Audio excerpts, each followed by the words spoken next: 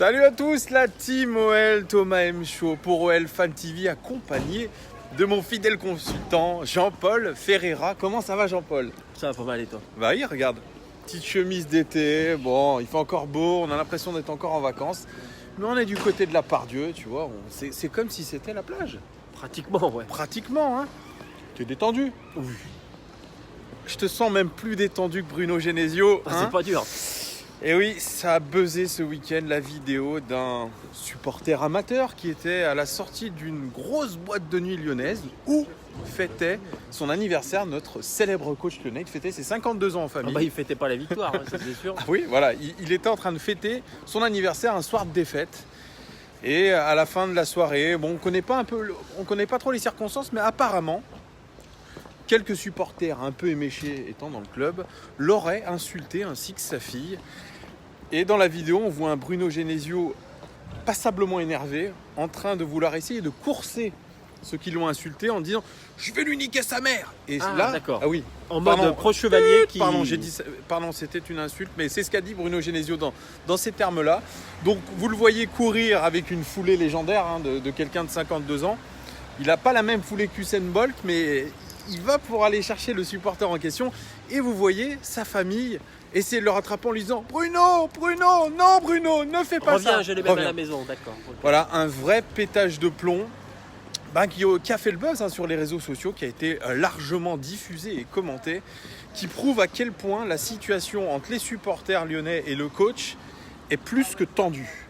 Bah, elle était déjà l'année dernière. Ouais, et donc le choix de Jean-Michel Aulas de le reconduire est peut-être un choix un peu compliqué aujourd'hui, surtout qu'on est sur pas une très très bonne série, 2 défaites en 4 matchs de championnat. C'est pas une série. Un mercato qui est plus que moyen.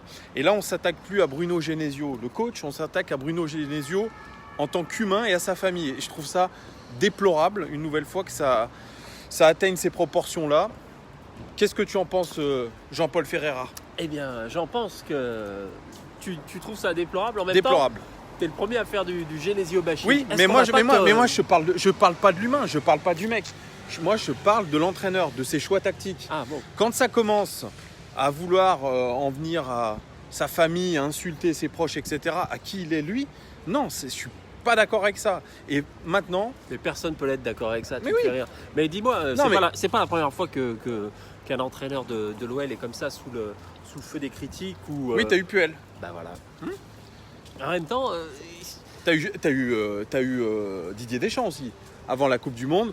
Quand Benzema... parle d'entraîneur de l'OL. Voilà, mais moi le sélectionneur, c'est différent. Ok, mais non, c'est quand même le sélectionneur national qui était victime aussi de ces choses-là. C'est différent. Mais non, mais blague à part, tout ça, c'est un peu dérisoire. Je comprends sa réaction, il est énervé, tout le monde est énervé. Bon, en même temps, le degré d'alcool était peut-être élevé aussi, on ne sait pas. Mais alors oui. Pour moi, c'est pas très très important. Non, mais si c'est important. C'est important. Non. C'est important parce que Genesio, on a quand même révélé aussi le numéro de téléphone personnel l'année dernière sur Twitter. Pas nous, mais ça a été révélé sur Twitter.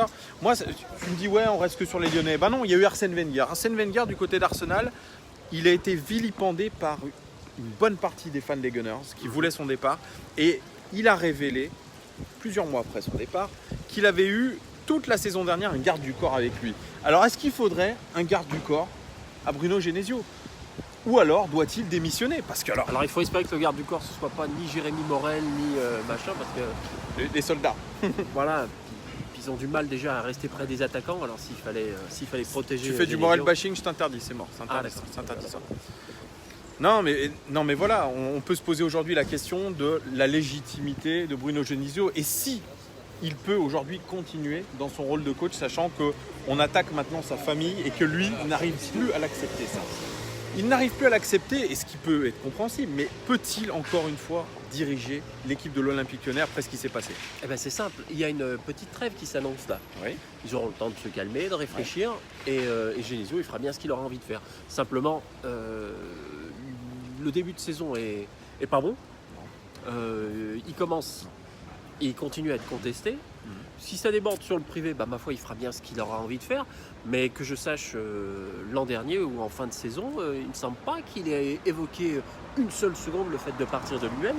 Tout à fait, parce que alors lui, voilà. il est lyonnais de cœur, il a le club dans la peau, et il dit qu'il a une mission à l'Olympique lyonnais. Carrément. Parce que il revendique cette mission sur le fait qu'il soit un lyonnais depuis toujours.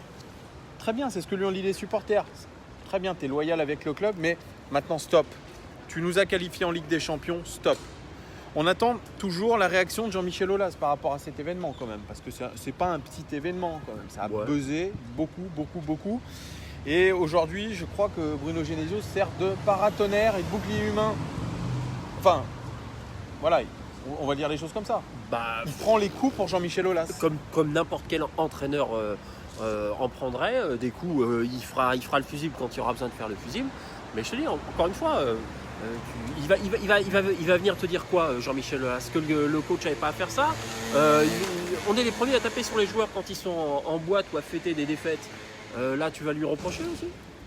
Alors, si je peux charger un petit peu Bruno Genesio, ça y est, petit peu. Ah. Que faisait-il à 52 ans en boîte de nuit un soir de défaite? Eh ben, j'ai une réponse. Il fait ce qu'il veut. Oui, mais il n'y a pas de souci. Mais tu sais très bien qu'avec l'alcool, ça dégénère. Les supporters, ils disent n'importe quoi. Il n'est pas apprécié. Un soir de défaite, je trouve que c'est un peu... Oui, mais pas de bol. C'était pas très finot de sa part. C'était C'est programmé. pas très finot. Il aurait pu aller au restaurant, il aurait pu aller ailleurs, en famille. Non, mais franchement, très sincèrement, à 52 ans, tu te déplaces pas avec tout ton clan en boîte de nuit, avec des bouteilles, machin, etc. Reste discret. En plus, il était au Hasard. Le Hasard, c'est un énorme club à Lyon, hyper VIP. Je crois qu'il y avait mieux à faire. Il y avait mieux à faire et qu'il a provoqué indirectement les choses. Même si c'est impardonnable ce que font. Alors j'ai une mauvaise nouvelle.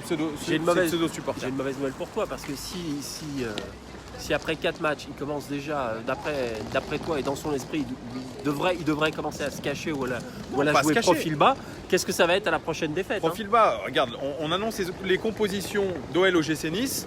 Il se fait siffler copieusement. Alors bon, l'équipe est applaudie. Il y a une vraie fracture qui s'est faite entre les supporters et Bruno Genesio, elle est de la saison même dernière. avec Jean-Michel Aulas. Elle est de la saison dernière. Le mercato, les gens qui nous suivent et ceux qui ne nous suivent pas d'ailleurs, ne sont pas fous et voient le décalage qu'il y a encore une fois entre le discours du président. Mais non, lui, il te dit qu'il a rien promis. Il dit qu'il a rien promis. Okay. Il dit on peut rien promettre aux supporters. Il a raison. Mais c'est faux. Il a raison. Se fout de notre gueule aussi. Non, il a raison. Il se fout de notre gueule. Mais c'est lui qui a parlé de mondialiste, c'est pas nous. Et c'est la première fois que sur le site de l'Olympique Lyonnais, le site et le YouTube de l'Olympique Lyonnais, il y a une vidéo de Jean-Michel Aulas qui nous fait une sorte de communication de crise en justifiant un peu le mercato et en faisant part des coulisses du mercato. C'est assez incroyable de sa part. Je m'en fous des coulisses. C'est la première, ouais. Mais en gros, il justifie que le mercato était réussi.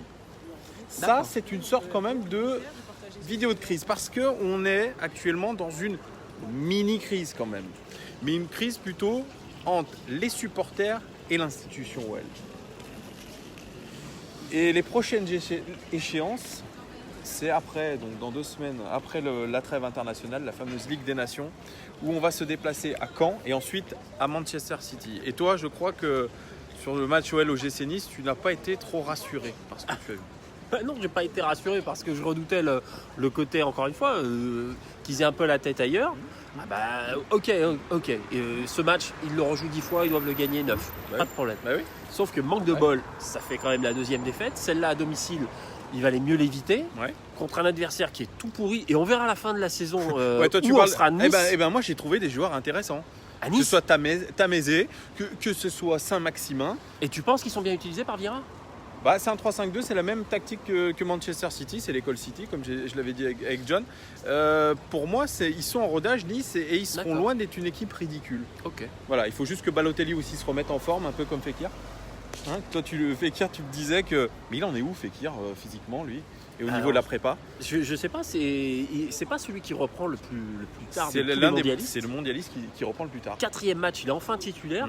Pourquoi et surtout qu'il n'a pas joué non plus tous les matchs à la Coupe du Monde. Il a joué un peu plus que Rami, voilà. Mais c'est pas dur. Alors que Rami est champion du monde et on l'a vu. Magnifique. Oh là là là là. Toi, tu deviens tout nous péter. Non, c'est bon, ça va. Vous êtes là? C'est bon, nous aussi. Ouais. Il est évidemment, il est un peu en dedans, Nabil Fekir. Et la Ligue des Nations ne va rien arranger, je pense. Hein. Non. Il aurait mieux fait de rester à Lyon pour préparer le physique un peu. Non, et les échéances à venir son non-transfert, je reste persuadé qu'à un moment ou à un autre, ça va remonter. Et faut pas oublier que la saison dernière, puisque tu aimes tant comparer les saisons, les effectifs, etc. Ta première partie de saison, c'est Fekir qui te l'a fait. La deuxième et la fin surtout, c'est Depay. Si Fekir est absent et si Depay a un nouveau rôle qui est intéressant, qui est bien, ça ira. Par contre, si les deux sont pas en rendez-vous, il faudra compter sur des Traoré ou sur Dembélé. Ou Dembélé. Hein. Mais pas sur les frappes de Touzard ou d'autres. Ouais, les frappes de Touzard et les frappes de Ndombélé, bon, comme on a dit, ça reste à travailler. Vous êtes plutôt d'accord avec nous sur les commentaires. Il y a des choses quand même à retravailler. Même les frappes de Traoré, hein, qui sont magiques. On a appelé, il y en a un dans les commentaires qui a dit Bertrand le funambule. J'ai bien aimé ça. Bertrand le funambule.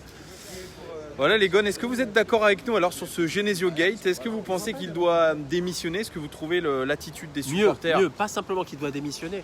Est-ce que vous pensez qu'il va tenir encore longtemps? Est-ce que voilà, PPH passera pas l'hiver, ça nous rappelle Alain Perrin. En même temps, Alain Perrin, lui, il avait réussi à faire le doublé en une saison. Eh ouais, quand même.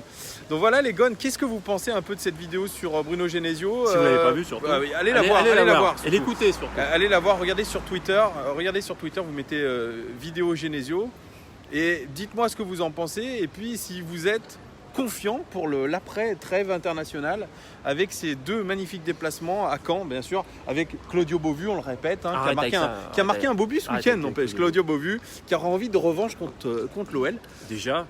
Mais surtout que le petit matelas de confort psychologique et de points aussi qu'ils devaient prendre. On l'a pas. Voilà, qu'ils devaient prendre à Nice, ils l'ont pas. Non. Donc ils ont l'obligation et le devoir de gagner l'obligation à Caen. de points déjà contre Caen et ensuite déplacement hautement périlleux et hautement plus City, intéressant surtout à City et plus intéressant hein, mais voilà ça nous annonce encore un mois de septembre et un début de mois de septembre très cool. Je pense qu'il va y avoir matière à discuter. Voilà, merci les gones de nous suivre de plus en plus nombreux. C'est vraiment cool. Merci pour tous vos commentaires, même négatifs. Lâchez-vous les gones, on s'en fout. Même si vous n'aimez pas cette vidéo, vous n'êtes pas d'accord. Sauf si c'est perso. Même si vous n'aimez pas les lunettes de soleil ou de vue de Jean-Paul Ferreira, n'hésitez pas. Des verres transition, pardon. Voilà, chez Atoll, on fait une petite pub chez la transition, c'est très important. Voilà les gones, abonnez-vous, likez, partagez cette vidéo. Vraiment, merci beaucoup. Et puis, surtout à très bientôt, l'actualité de l'OL ne s'arrête jamais, sachez-le. Ciao, ciao, ciao, ciao!